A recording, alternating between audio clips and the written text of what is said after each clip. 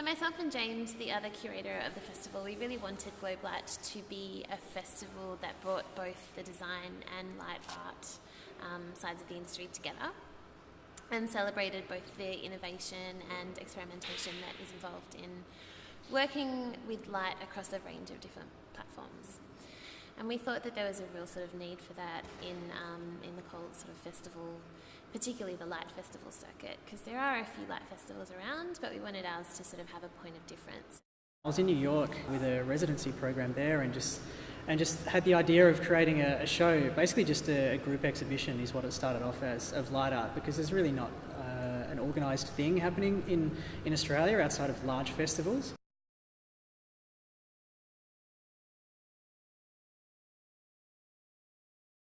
Coloured lights, floodlights. You can't hide them anywhere. They're massive and huge. LEDs, you hide in there amongst it. Glow sticks wear out. Fluoros are just uncomfortably big. And neon's an opportunity, I think. The only problem I have is that neon's so fragile and steel's so... The dingoes are a really good example of kind of that emergence of kind of LED technology. There's about 30 individual LEDs in each dingo. They're all sort of individually placed, which was a bit of a nightmare. And obviously the fact that they were LEDs enabled them to be run by solar. I like the production of neon. I like that you use gas. I like that you inject mercury. I like that, certain colours make I love all that stuff.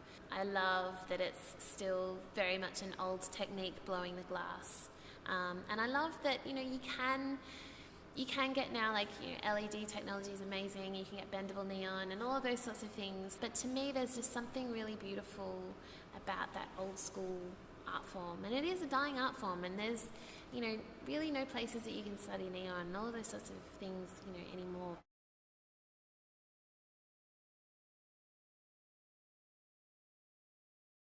Globelight was originally just going to be a group show at Anita Traverso Gallery, but the constraints of having just smaller interior space were too big. So we approached the Abbotsford Convent because it's just such a big, versatile, beautiful site, and we can use the spaces there a lot more and then have whole rooms for each artist to produce an installation space. So it just grew from the gallery into the convent pretty quickly. The Abbotsford Convent was a real place for experimentation. To walk through it, to have about 3 weeks to think about what I was going to do. And that was amazing time, because in that time, I think I said to James, I think I might turn one into a water feature. And this is 2 days before the show.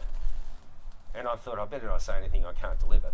And all of a sudden, before you know it, there's a water feature. I couldn't think of a better opportunity to get experimental.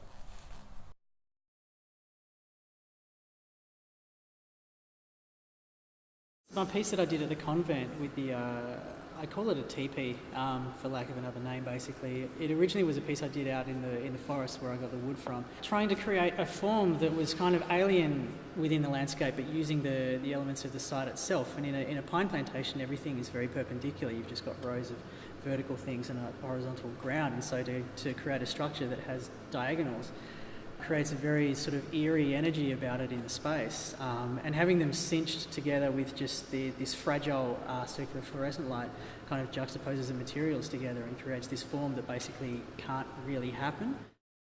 For the last sort of 2 and a bit years, I've been working fairly solidly with neon, working with existing pieces, so salvaged neon signs and all of those sorts of things that I combine and jumble up into sort of words that you can't read, so kind of playing with the idea of what a neon sign is sort of used for. But then also producing work, and I'm kind of interested in pushing the medium away from this kind of kitsch, slightly utilitarian sort of medium into something a little bit more sculptural and hopefully beautiful. I'm interested in the object itself, but also the more sort of ephemeral qualities that working with neon can provide. I've been doing these light shows in my garden for the last year. I started with 1 ball, 2 balls, started making them spin. Mates are lending me lights. I'm buying lights off the internet. eBay's great. So I've been having solo light shows. Anyone in the street would go, there's the mad guy with the light show that no one's seeing. And all of a sudden I get an opportunity to take that into a public space. And I'm so well practiced at it that It's not a hard setup for me. It's really easy because I've done it 50 times in my front garden.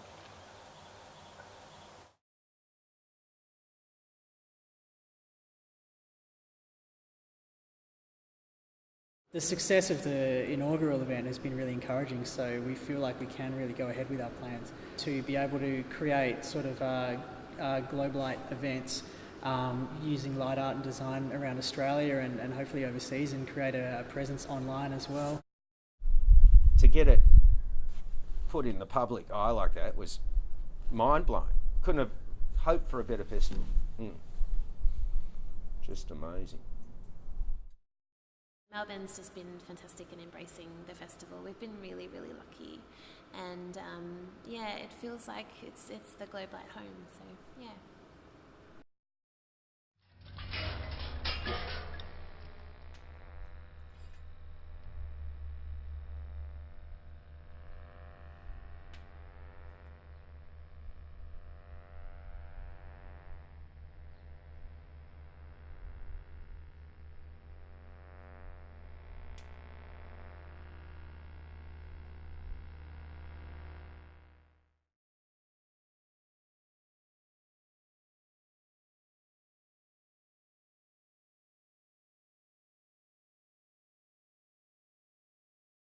I have to say, the thing about Bruce is he's not the sharpest tool, in the toolbox. You can see he's a little bit, I'd say a little bit special, but he's just, look, he's never going to be a rocket scientist as dingoes go. I mean, that's all I can say really. But he's lovely nonetheless.